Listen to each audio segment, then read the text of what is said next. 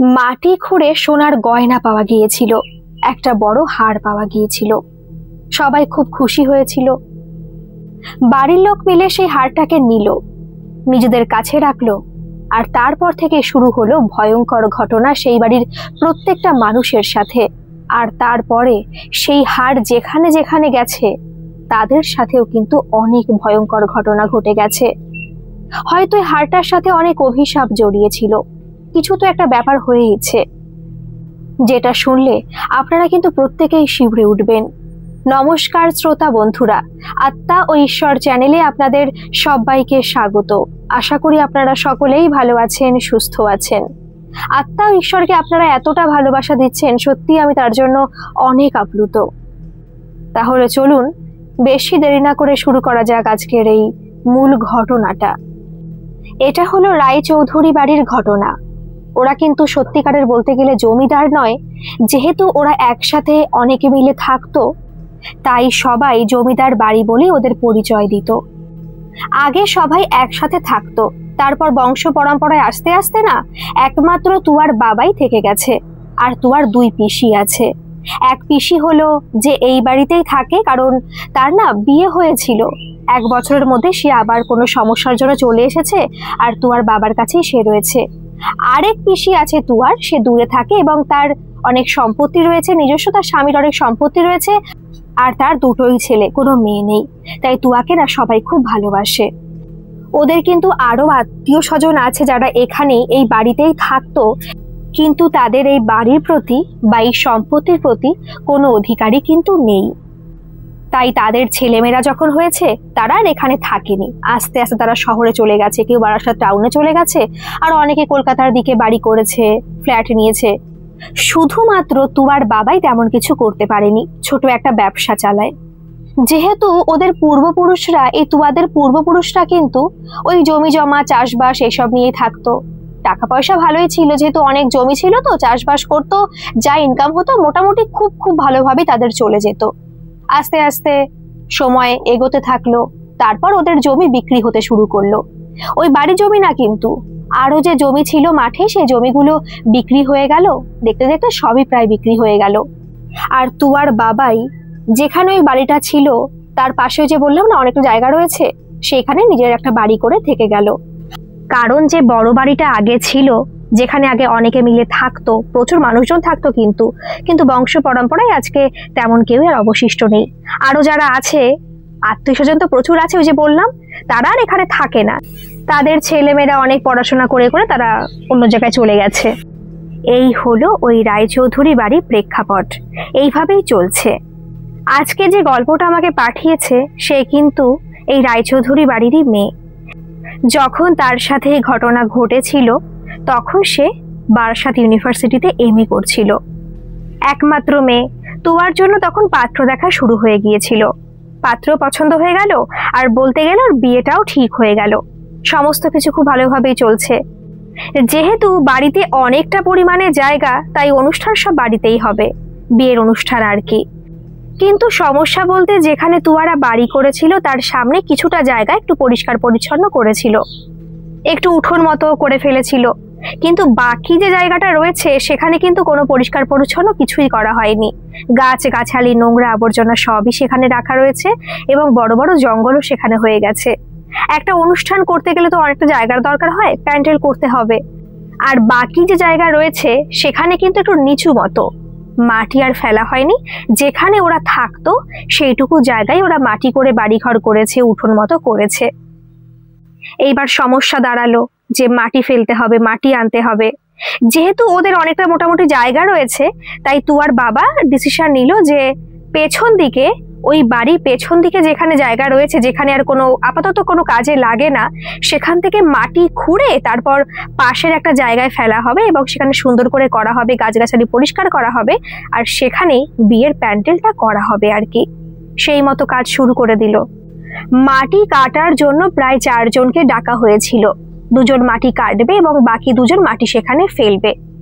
তো এরকম অনেকটা গর্ত করার পরে তারা তুয়ার বাবাকে ডাকলো। তুয়াও সেদিন বাড়িতে ছিল। ওরা সবাই মিলে গেল, কেন ডাকছে? তো ওরা বলছে মাটি খুঁড়তে খুঁড়তে নাকি ওরা একটা বাক্স মতো দেখেছে। বাক্সটায় তালা দেওয়া আছে। তুয়া, তুয়ার বাবা মা, পিসি সবাই কিন্তু তখন ভেবেছিল যে হয়তো এর মধ্যে গয়নাই আছে, আর তাই তারা বাইরে লোকের সামনে সেগুলো আর খোলেনি। বলছে সে ঠিক আছে, এসে দেখছি, তোমরা তোমাদের কাজ করো। এই কথা বলে তুয়া, তুয়ার পিসি এবং মা সেই বাক্সটা নিয়ে ঘরে চলে এসেছিল। পরে তার বাবাও এসেছে। আসার পরে তারা খুব এক্সাইটেড। একটা অন্যরকম অনুভূতি হয় না যে সত্যি যদি অনেক গয়না থাকে এর মধ্যে? এরকম তো হয়, যেহেতু আমাদের বাড়িতে শুনেছি অনেক পূর্বপুরুষ ধরে এখানে থাকছে, হতেও তো পারে মাটির তলার গয়না রেখেছে বা এরকম কোনো ব্যাপার আছে। খুব আনন্দ হচ্ছিল ওদের, তুয়ারও বিশেষ করে খুব আনন্দ হচ্ছিল। কিন্তু বাক্সটা তালা ঝুলছে, চাবি তো কোনো মতে তারা পাবে না। তখন তার একটা হাতুড়ি দিয়ে তুয়ার বাবা সেই বাক্সটাকে খুলে ফেললো। ভিতরে দেখলো একটা প্লাস্টিকে মোড়া রয়েছে, প্লাস্টিক তো আর নষ্ট হয় না, সেই প্লাস্টিকে মোড়া রয়েছে একটা গয়না, পুরনো দিনের একটা হার, একটাই হার, আর কিচ্ছু কিন্তু সেখানে ছিল না। বাক্সটা কিন্তু অনেক বড় ছিল, বাক্সের মধ্যে হয়তো অনেক গয়না ধরে যেত, ভেবেছিল অনেক গয়নাই হয়তো আছে, কিন্তু সেখানে একটা বড় গয়না ছিল, আগেকার দিনের গয়না, আর সেটা অবশ্যই সোনার। সবাই তো খুব খুশি হলো, ভীষণ খুশি, মানে সেই অনুভূতি হয়তো আমি বলে বোঝাতে পারবো না। এটা তুয়া বললো যে তখন যে কি আনন্দ হচ্ছিল আমাদের, আর সেই আনন্দটাই কাল হলো আমাদের। কেন যে গয়নাটা ঘরের মধ্যে আনতে গেলাম, যদি না আনতাম তাহলে হয়তো পরবর্তীকালে আমাদের সাথে এত ভয়ঙ্কর ঘটনা কখনোই ঘটতো না। যেহেতু একটা এত বড় সোনার গয়না পেয়েছে, তুয়ারা কিন্তু কাউকে কিছু জানায়নি, কাউকে না। ওই যে যারা কাজ করতে এসেছিল না, যারা লেবাররা, ওরা কিন্তু জিজ্ঞেস করেছিল যে কিছু পেলেন? ওদের তো একটা আগ্রহ থাকে না যে কিছু পেয়েছে কিনা সোনার জিনিস। তো তুয়ারা না একটু মিথ্যে কথা বলেছিল না তেমন কিছু নেই, ওই পাথর পাথর পড়েছিল, ভেবেছিলাম আমরাও যে কিছু গয়না টয়না আছে, কিন্তু না, তেমন কিছু ছিল না, এটাই ওদের বলা হয়েছিল। যেহেতু আর 12-13 দিন পরে কিন্তু তুয়ার বিয়ে, তাই তুয়ার গয়নাগাটি অনেক কিছু বানানো হয়েছে। খুব আহামরি না হলেও যেটুকু দরকার সেটুকু কিন্তু তুয়ার জন্য বানানো হয়েছে, আগে থেকে বানিয়ে রেখেছিল তার মা বাবা। এদিকে পিসির যা ছিল সেগুলো তুয়াকে দিয়েছে, কারণ তার তো আর কেউ নেই, তাই মোটামুটি ভালোই গয়না হয়ে গেছে। কিন্তু ওই যে পুরোনো দিনের গয়না, একটা তো আলাদা ভালোবাসা থাকে, একটা অন্যরকম অনুভূতি থাকে। তো সেই গয়নাটা তুয়া রেখে দিল, নিজের যেখানে গয়নাগাটি ছিল সেখানে রেখে দিল। আর সব থেকে বড় কথা, তুয়া বলল যে গয়নাটা ওর পছন্দ হয়নি, অর্থাৎ যেহেতু ওই যে হারটা না একটু আগেকার দিনের হার, দেখতে একদমই ভালো না, সাবেকি ঠিক আছে, কিন্তু সেখানে ডিজাইনটাও খুব সুন্দর না।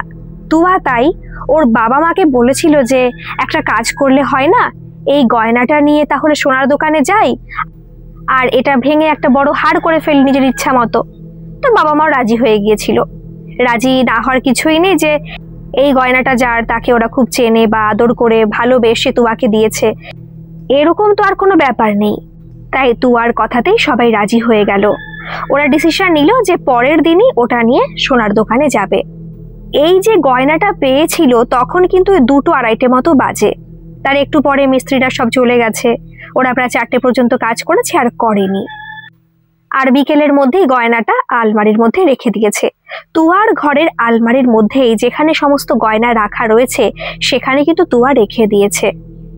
আর সেই রাত থেকে শুরু হয়েছিল তুয়ার সাথে একটা অসম্ভব বাজে ঘটনা। যথারীতি অনেক রাত পর্যন্ত জেগে তারপরে তুয়া ঘুমাতে গেছে, কারণ অনেক কেনাকাটা রয়েছে। সেদিন কিন্তু বিকেলে ওরা বেরিয়েছিল, তুয়ার মা কোথায় গিয়েছিল জামা কাপড়গুলো কিনতে, যেটুকু দরকার থাকে সেগুলো কিনতে গেছিল। একদিনে তো সমস্ত কিছু সম্ভব নয়, তাই ওরা রেগুলার বেরোচ্ছে আর কিছু কেনাকাটা করে নিয়ে আসছে। রাত্রেবেলা তুয়া নিজের রুমে একাই শোয়ে। আগে কিন্তু পিসির সাথে ঘুমাতো, ওদের বাড়িতে 3টেই রুম, একটাতে ওর মা বাবা থাকতো, একটা রুম ফাঁকা পড়ে থাকতো, আর একটা রুমে ওর পিসি আর তুয়া ঘুমাতো। কিন্তু এই বিয়ে ঠিক হওয়ার পর থেকেই ওর রুমটাকে আবার সুন্দর করে করা হয়েছে, কারণ জামাই এসে থাকবে, সুন্দর করে করানো হয়ে গেছে রুমটা। আর সেই রুমে তুয়াও চলে গেছে, একটু কথা বলে তো, পিসিও বুঝতে পেরেছে, তাই সেইভাবে রুমের মধ্যে চলে গেছে। ও ওইখানে থাকে আর কি একা। রাত্রেবেলা অনেক রাত পর্যন্ত, প্রায় 12:30-1টা বেজে গেছে, তুয়া ঘুমাতে গেছে। সবাই চলে গেছে ঘুমাতে। পিসি অনেকক্ষণ আগেই ঘুমিয়ে পড়েছে, সে তো আর বাজার ঘাটে যায়নি, আর একটুখানি দেখে টেকে জিনিসপত্র, বিয়ের জিনিসপত্র দেখে দেখে সেও ঘুমাতে চলে গেছিল আর কি। এদিকে তুয়া 1টার দিকে ঘুমাতে গেছে। ফোনে তার উডবি হাজবেন্ডের সাথেও একটু কথা বলছিল, কথা বলার পরে সে ঘুমিয়ে পড়েছে। কিন্তু এই যে ঘুমিয়ে পড়েছে, এই ঘুমের মধ্যে তুয়া একটা বিভৎস বাজে স্বপ্ন দেখেছে। ও স্বপ্নের মধ্যে দেখছে যে ওই যে হারটা ও আজকে পেলো, ওদের বাড়ির সবাই পেলো, সেই হারটা কেউ যেন ওকে গলায় পরিয়ে দিচ্ছে এবং খুব টাইট ভাবে। ঘুমের মধ্যেও না কষ্ট অনুভব করছে। এরকম কিন্তু আমাদের না অনেকের সময় হয় যে ঘুমের মধ্যেও ব্যথা লাগছে, সকালে উঠে দেখবো কিন্তু সেখানে কিছুই হয়নি, কিন্তু ওই স্বপ্নের মধ্যে মনে হয় কি সত্যি সত্যি যে ব্যথাটা আমরা বাস্তবে পাই না, সেই ব্যথাটাই কিন্তু ওর হচ্ছিল। ওর পুরো মনে হচ্ছিল যে ওই গয়নাটা কেউ ওকে পরাচ্ছে। কেন জানি না, মানে এই কথাটা বলতে গিয়ে আমি এমন বিষম খেলাম, এটা কিন্তু পার্সোনাল আমার ব্যক্তিগত কথা, এমন বিষম খেলাম যে আর কিছু বলতেই পারছি না, আমার থামতেই হলো। যাই হোক, ও দেখতে পারছে না যে কে ওকে গয়নাটা পরাচ্ছে, কিন্তু মনে হচ্ছে কোনো একটা মহিলা ওকে গয়নাটা পরাচ্ছে, কিন্তু তাকে স্পষ্টভাবে দেখতে পারছে না। ও গয়নাটা পরছে, কিন্তু এত টাইট ভাবে পরাচ্ছে যে ওর গলায় ভীষণ লাগছে, মনে হচ্ছে দম বন্ধ হয়ে মরেই যাবে। ও এত করে বলছে যে না আমার লাগছে, একটুখানি ঢিলা করে পরাও, স্বপ্নের মধ্যে কিন্তু একটু ঢিলা করে পরাও, একটু লুজ করে পরাও, কিন্তু তার সত্ত্বেও আরো জোরে পরাচ্ছে সেই গয়নাটা। তুয়া আর শ্বাস প্রশ্বাস নিতে পারছে না, মনে হচ্ছে ও স্বপ্নের মধ্যেই মারা যাবে। ও তখন আর বুঝতে পেরেছে, স্বপ্নের মধ্যে অনেক সময় বুঝতে পারি না আমরা স্বপ্ন দেখছি, স্বপ্নের মধ্যেও কিন্তু আমরা স্বপ্ন দেখি। ও স্বপ্নের মধ্যেই বুঝতে পারছে যে ও স্বপ্ন দেখছে, ওকে যেভাবে হোক জাগতে হবে, কিন্তু স্বপ্নটা থেকে ও কোনো মতে বেরোতে পারছে না, পুরো দাপাচ্ছে মেয়েটা, কিন্তু কোনোভাবেই সেই গয়নাটা সে গলা থেকে খুলতে পারছে না। শেষমেশ অনেক কষ্টের পরে তার স্বপ্নটা ভেঙে গেছে, আর সে তখনও ভাবছে সে স্বপ্ন দেখছে না বাস্তবের মধ্যে আছে। ও পুরো হাঁপাচ্ছে, গলায় হাত দিয়েছে, গলায় তখনও ব্যথা। এর আগে ওর বহুবার হয়েছে, স্বপ্নের মধ্যেও ব্যথা পেয়েছে, কিন্তু ঘুম থেকে ওঠার পরে কিন্তু ব্যথাটা থাকেনি। কিন্তু এই যে আজকে যে ঘটনাটা ঘটলো, ও জানে স্বপ্ন দেখেছে, কিন্তু স্বপ্ন থেকে পরে যখন ও বাস্তবে ফিরল, তখন ও গলায় যে হাত দিল না, ওর পুরো ব্যথা অনুভব হচ্ছে, একটু ব্যথা ব্যথা লাগছে, কিন্তু হ্যাঁ স্বপ্নের মধ্যে যেরকম লাগছিল সেরকম নয়, কিন্তু গলায় হাত দিয়ে মনে হচ্ছে যে না এখানে কিছু একটা ঘটেছে, কেউ ওর সত্যি সত্যি গলা চিপে ধরেছে। কিন্তু এটা কি করে সম্ভব, কি করে হলো এটা, এরকম স্বপ্ন কেন দেখলো? গয়না নিয়ে স্বপ্ন দেখেছে, ঠিক আছে, হতেই পারে আজকে এরকম একটা গয়না ও দেখেছে, খুব এক্সাইটেড হয়ে গিয়েছিল তাই ও স্বপ্ন দেখেছে, কিন্তু সেই হারটা ওর গলায় ভাবে কে পরাতে আসবে? আর যদি স্বপ্নের মধ্যে পড়িয়েও থাকে, এটা হতেই পারে, স্বপ্নের মধ্যে অনেক কিছুই হয়, তা বলে বাস্তবে ফেরার পরেও তার ব্যথা থাকবে? এটা কি করে হলো? ও তারপর না একটু উঠেছে, লাইট জ্বালিয়েছে ঘরের, তারপরে জল টল খেয়ে, গলায় একটু মুভ স্প্রে ছিল ওদের বাড়িতে, সে স্প্রে দিয়ে আবার শুয়ে পড়েছে। রাতটা কোনো মতে কেটেছে। সকালে ঘুম থেকে উঠলো, দেরি করে ঘুম থেকে উঠেছিল, প্রায় 8:30-9টা বেজে গিয়েছিল, যেহেতু রাত করে শুয়েছে। ওর ঘুম ভাঙার পরে পুরো মনে পড়ে গিয়েছিল রাত্রে কি ঘটনা ঘটেছে, আর ও পুরো ভেবেছে যে একটু পরে উঠে সবাইকে জানাবে যে রাত্রে ও কিরকম ধরনের স্বপ্ন দেখেছে। তখন ওর মনে পড়লো যে গলায় তো ব্যথা, কিন্তু গলায় যেই হাত দিল সে দেখলো যে না, গলায় একটুও ব্যথা নেই, পুরো ব্যথা ভ্যানিশ হয়ে গেছে। ও ভাবলো কি হলো, আমি তো রাত্রেবেলা উঠলাম, ওঠার পরেও তো ব্যথা অনুভব হচ্ছিল, হতে পারে কি একটা কারণে, হতেই পারে শোয়ার থেকেও হতে পারে, হয়তো মুভ স্প্রে লাগিয়েছিলাম, ঠিক হয়ে গেছে। ও তখনই আবার ডিসিশন নিল যে বাড়ির কাউকে জানাবে না, হয়তো সবাই টেনশন করতে পারে, এরকম ধরনের স্বপ্ন কেন দেখেছিস, ও তো এখনকার মেয়ে, এসব তো বোঝে যে মানুষের মন কেমন হতে পারে, তাই ও ভাবলো তেমন কিছু আর জানাবে না। সকালে ঘুম থেকে উঠলো, সেদিন কিন্তু ওদের ওই গয়না নিয়ে সোনার দোকানে যাওয়ার কথা ছিল। তুয়া ওর বাবাকে বললো যে বাবা যাবে না, এরকম যেতে হবে তো। তুয়াদের বাড়িতে তখন কিন্তু ওর যে আরো কাকারা রয়েছে, কাকা নিজের কাকা নয়, ওই দূর সম্পর্কে আত্মীয় স্বজন, ওরাও কিন্তু চলে এসেছে, মানে 2 কাকা চলে এসেছে, বেশি দূর বাড়ি না, বারাসাত টাউনের দিকেই থাকে, তাই যেহেতু অনেক কাজকাম এখন থাকবে তাই ওরা চলে এসেছে আজকে।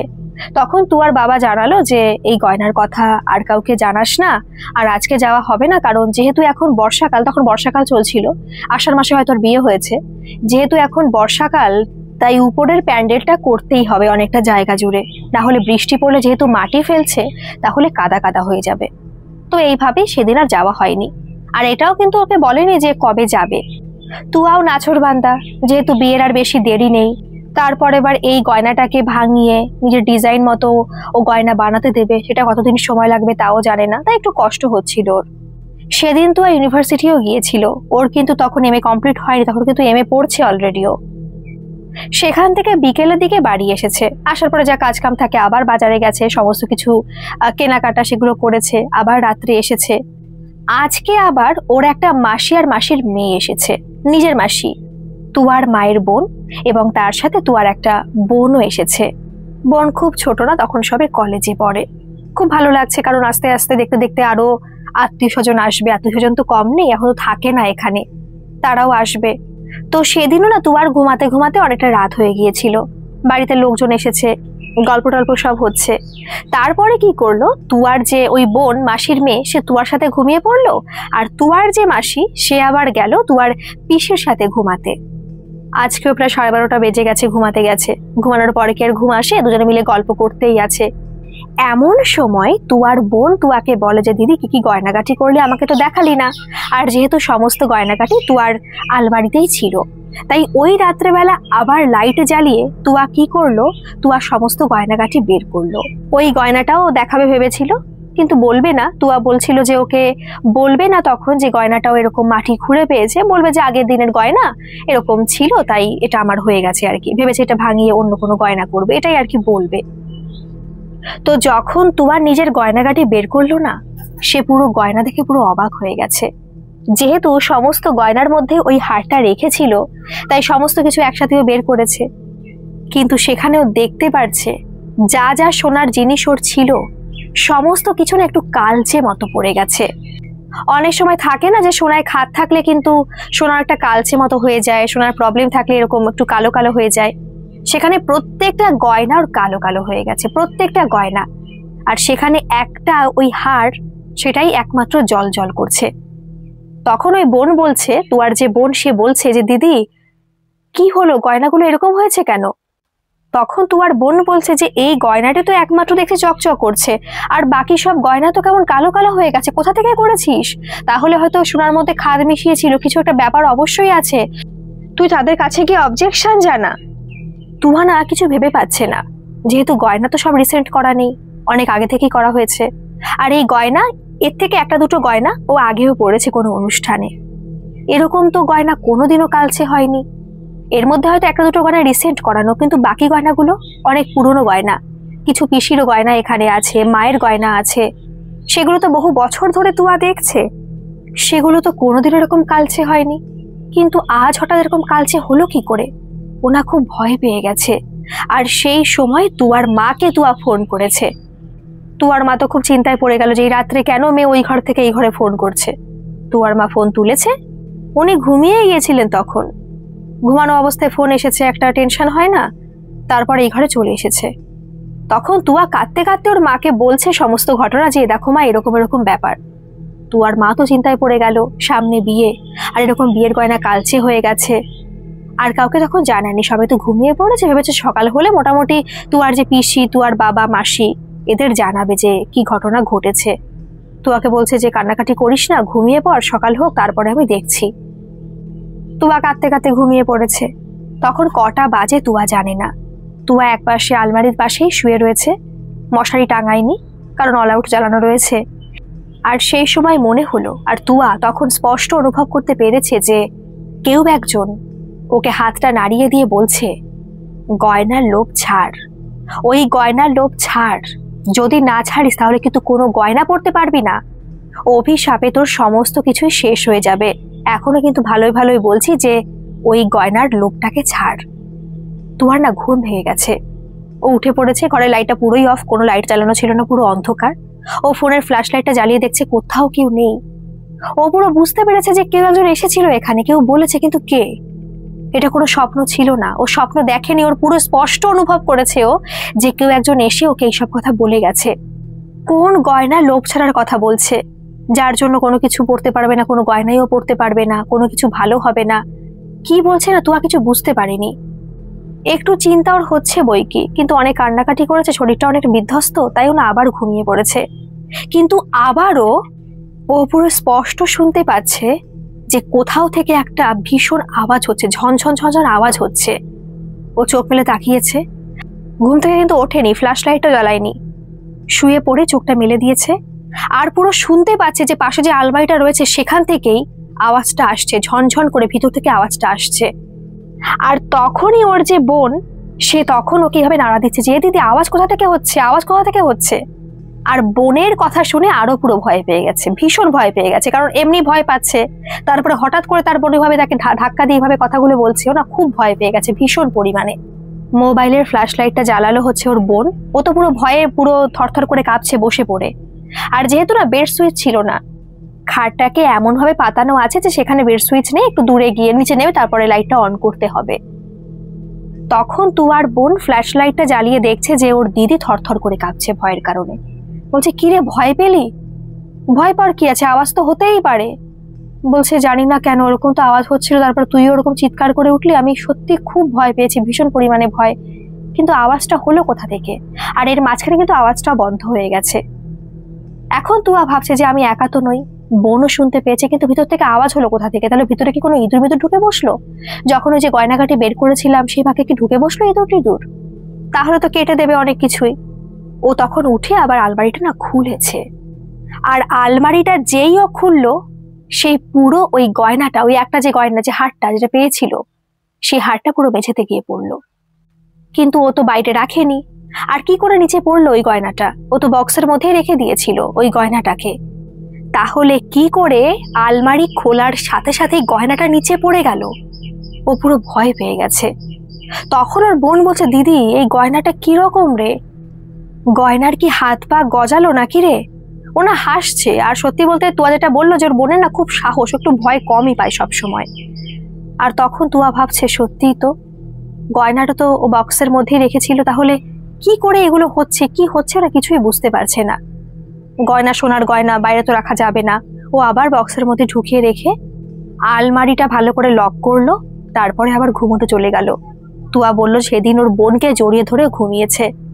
যেহেতু রাতে ঠিকমতো ঘুম হয়নি, তাই তুয়া ভেবেছিল যে অনেকে একটু বেলা করে উঠবে, কিন্তু তুয়ার মা 7টা বাজতে না বাজতেই দরজায় ধাক্কা দিচ্ছে। একটা টেনশন থাকে না তার, সে তো জানে রাত্রে কি হয়েছে বা কি দেখেছে। তুয়া উঠে গিয়ে দরজা খুললো আর বলছে যে কি হলো মা, এত সকাল সকাল তুমি দরজায় ধাক্কা দিচ্ছ কেন? বলছে ধাক্কা দেবো না, কালকে রাত্রে যা দেখলাম ওগুলোকে নিয়ে তো সোনার দোকানে যেতে হবে, ওগুলো ঠিক করাতে হবে। আলমারিটা খোল, আগে দেখি কি অবস্থা, রাত্রেবেলা অত বুঝতে পারিনি, দিনের আলোয় ভালো বোঝা যাবে। আলমারিটা খুললো, গয়নাগাটি সেখানেই ছিল, কিন্তু আশ্চর্যের বিষয় যে সমস্ত গয়নাই পুরো ঠিকঠাক, যেরকম ছিল সেরকম। তুয়ার মাও অবাক হয়ে গেছে, তুয়াও অবাক হয়ে গেছে, এদিকে তুয়ার যে বোন সেও অবাক হয়ে গেছে, কারণ 3 জনেই দেখেছে যে কিরকম কালচে হয়ে গিয়েছিল এই গয়না, এবং সেটা চোখে পড়ার মতোই ছিল। আর সেই গয়না আজকে এক রাতের মধ্যে পুরো ঠিক, কি করে সম্ভব? ওরা পুরো অবাক হয়ে গেছে, 3 জনে মিলেই ভাবছে যে কি হলো। বেশি চিন্তা আর করলো না। তুয়ার মাই তখন বলল যে হয়তো রাত্রেবেলা দেখেছিলাম, তাই হয়তো এরকম মনে হয়েছে, ঠিক আছে রেখে দে, আর বারবার করে আলমারি আর খুলিস না, এটা বলে তুয়ার মা চলে গেছে। আর সেই দিনই তুয়া বাবার কাছে গিয়ে আলাদা করে জেদ করে যে বাবা তুমি আজকেই আমাকে সোনার দোকানে নিয়ে যাবে, কারণ বেশি দিন আর বাকি নেই, আমাকে কিন্তু এত তাড়াতাড়ি কোনো গয়না তৈরি করে দিতে পারবে না, তুমি আমাকে আজকেই নিয়ে যাবে। ওর বাবা শুনলো। বিকেলের দিকে ওরা 3 জন বেরিয়ে গেল, ওর বাবা মা, মানে তুয়ার বাবা মা আর তুয়া, 3 জনে একটা সোনার দোকানে গেল। ওটা দেখালো, দেখানোর পরে সবাই বলছে যে গয়নাটা খুব ভালো, আগেকার দিনের গয়না তো, সোনার দোকানের মানুষজন তো আরো ভালো বুঝবে জিনিসটা কতটা ভালো, কতটা নমনীয়, এগুলো তো বুঝবে। তখন ওরা বলছে যে সোনার মানটা খুব ভালো। তুয়া তার হারের ডিজাইনও পছন্দ করে এসেছে, তারপরে অর্ডার দিয়ে তুয়ারা বাড়ি চলে এসেছে। সেদিন কিন্তু আর কোনো সমস্যা হয়নি। সেদিন রাত্রেবেলায় কিন্তু কিচ্ছু মনে হয়নি, না কোনো স্বপ্ন দেখেছে না কিচ্ছু, কিচ্ছু কিন্তু ওর মনে হয়নি। সেই রাতটা খুব ভালোভাবেই কেটেছে। তুয়ার না সকালবেলা উঠে মনে হচ্ছিল যে এই 2-3 দিন যা হলো, 2 দিন বিশেষ করে যা হলো, যা স্বপ্ন দেখলো, যা ঘটলো ওর সাথে, ওই গয়নাটার জন্য না তো? এরকম তো হয় না, আমাদের মনের মধ্যে তো কত ভাবনা চিন্তা আসে। তো সকালবেলা উঠে ওটাই ভাবছিল যে গয়নাটা নেই তাই হয়তো ভালো আছি, কি জানি গয়নাটা কি না কি ছিল। যাই হোক, গয়নাটা ভেঙে তো আমি নিজের মতো গয়না করতে পারছি, আশা করি আর কোনো সমস্যা হবে না। ও এইসবই ভাবছে। সকাল তখন 8:30 মতো বাজে, আর সেই সময় পুরোর বাবা মা ওর ঘরে দৌড়ে এসেছে। আর এসে যে ঘটনা বলেছে সেটা শোনার জন্য তুয়া একদমই প্রস্তুত ছিল না।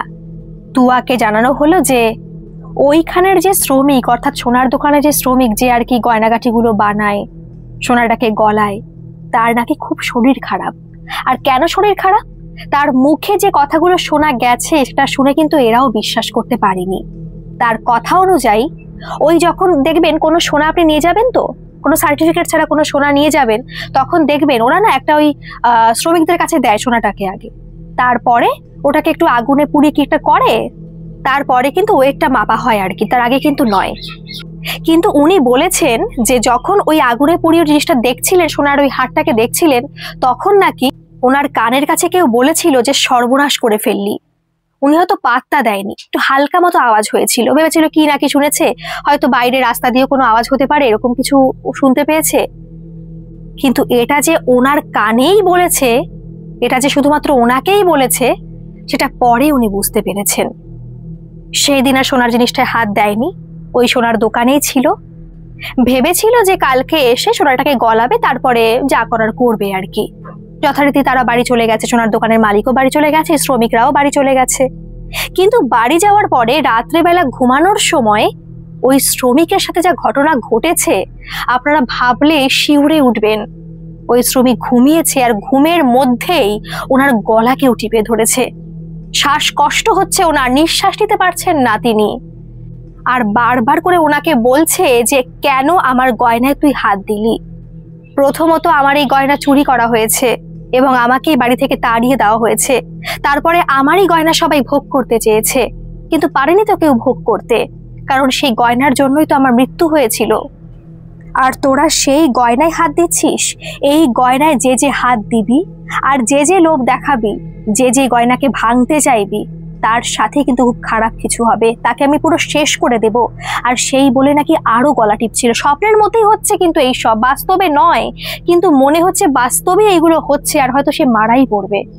আর তার ছটফটানি দেখে তার পাশে হয়তো তার স্ত্রী শুয়েছিল, আর সে তাকে বারবার করে ঠেলা দেওয়ার পরে, অনেক পরে সে একটু ধাতস্থ হয় এবং সে বাস্তবে ফিরে আসে। বাস্তবে ফিরে আসার পরেও কিন্তু সে কাশতে থাকে ক্রমাগত, সে কথা বলতে পারে না, তার মনে হয় তার দম বেরিয়ে যাবে, সে হয়তো আর বাঁচবে না, এতটা পরিমাণে তার কষ্ট হচ্ছিল।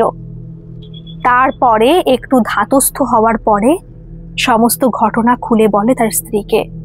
সে এটাও বলে যে সে যখন ওই গয়নাটাকে হালকা একটু পোড়াচ্ছিল তখন কি আওয়াজ শুনতে পেয়েছে। তখন তার স্ত্রী তাকে বলে যে দেখো, যা হওয়ার হয়ে গেছে, কিছু একটা ব্যাপার তো গয়না নিয়ে আছে, তুমি একটু মনে মনে ক্ষমা চেয়ে নাও আর বলো যে এরকম তুমি আর করবে না, ভুল হয়ে গেছে। আর ওই দাদাকে বলো, দাদা মানে ওই সোনার দোকানের যে মালিক, ওনাকে বলতে বলেছে ওই শ্রমিকের স্ত্রী যে গয়নাটা যেন ফেরত দিয়ে দেয়, নিশ্চয়ই কোনো অভিশাপ লেগে আছে ওই গয়নাটার সাথে।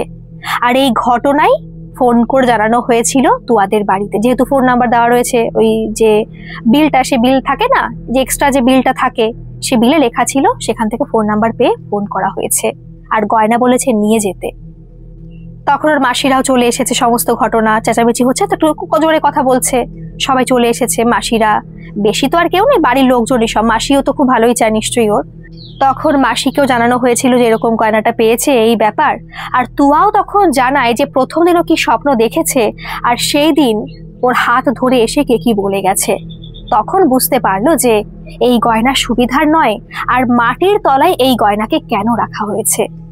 নিশ্চয়ই এই গয়না নিয়ে কোনো কেচ্ছা তো আছেই, যেহেতু এই বাড়িটা অনেক অনেক বহু মানে এই যে জায়গাটা, এটা অনেক বহু বছর ধরে অনেক পূর্বপুরুষরা এখানে থেকেছে, কোথায় কি হয়েছে ওরা তো জানে না, আর ওর পিসি বাবাও কিন্তু জানে না, মানে তুয়ার বাবা পিসিও জানে না, আর তেমন কেউ বেঁচেও নেই এখন যে তাদের কাছে জিজ্ঞেস করবে যে পূর্ববর্তী সময় কোনো ঘটনা ঘটেছিল কিনা।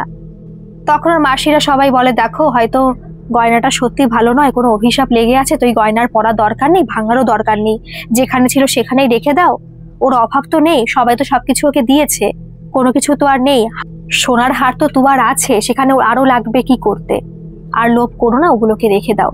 ওরাও রাজি হয়ে গেল।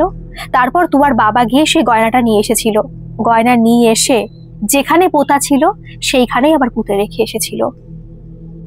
যে ব্রাহ্মণকে দিয়ে আর কি তুয়ার বিয়ে হবে, সেই ব্রাহ্মণের কাছেও গিয়েছিল, কিন্তু সেখানে যাওয়ার পরে তুয়ার বাবা মা সমস্ত ঘটনা খুলে বলে যে কি কি হয়েছে, আর এটাও বলে যে তুয়ার সাথে কি ঘটেছে বা ওই শ্রমিকের সাথে কি ঘটেছে। তখন ওই ব্রাহ্মণ বলে যে দেখো, ওই গয়না তো ঘরের মধ্যে এসেছিল, যদি কোনো অভিশাপ দিয়ে গিয়ে থাকে, কিছু যদি হয়ে থাকে, একটা কাজ করো, বিয়ে তো একটা শুভ জিনিস, নতুন জায়গায় যাবে, পুরো সারা জীবনের ব্যাপার, বিয়ের আগে একটা বাড়িতে পুজো করে নাও, তাহলে মনটাও শান্তি লাগবে, আর তেমন খারাপ কিছু আর হবেও না। সেই কথা মতো ওরা রাজি হয়ে গিয়েছিল, বাড়িতে একটা পুজোও দিয়েছিল। পুজো দিতে আরো 3-4 দিন লেগেছিল, সেই সময় আরো অনেক আত্মীয় স্বজন চলে এসেছে, কিন্তু তার মধ্যে আর কোনো ঘটনা ঘটেনি। তুয়ার সাথেও ঘটে, তুয়াও কোনো স্বপ্ন দেখেনি, কিছুই আর হয়নি। পুজো দাও হলো, অনেকটা ভালো লাগছিল, আর তেমন কোনো সমস্যা কখনোই হয়নি। তো এই ছিল ঘটনা। আপনাদের এই ঘটনাটা কেমন লাগলো অবশ্যই কমেন্টে জানাবেন, আর ভালো লাগলে একটা সাবস্ক্রাইব করবেন। আর যদি আপনাদের সাথে বা আপনাদের পরিচিতদের সাথে যদি এরকম কোনো ঘটনা ঘটে থাকে, যেটা অলৌকিক হোক, অতিজাগতিক হোক, দৈবিক হোক, যে কোনো ধরনের ঘটনা, আপনারা কিন্তু আমাকে মেল করে পাঠাতে পারেন। আমার মেল আইডি ডেসক্রিপশন বক্সে দেওয়া থাকলো। ভালো থাকবেন, সুস্থ থাকবেন, আবারও আসবো এরকম কোনো ঘটনা নিয়ে। ধন্যবাদ।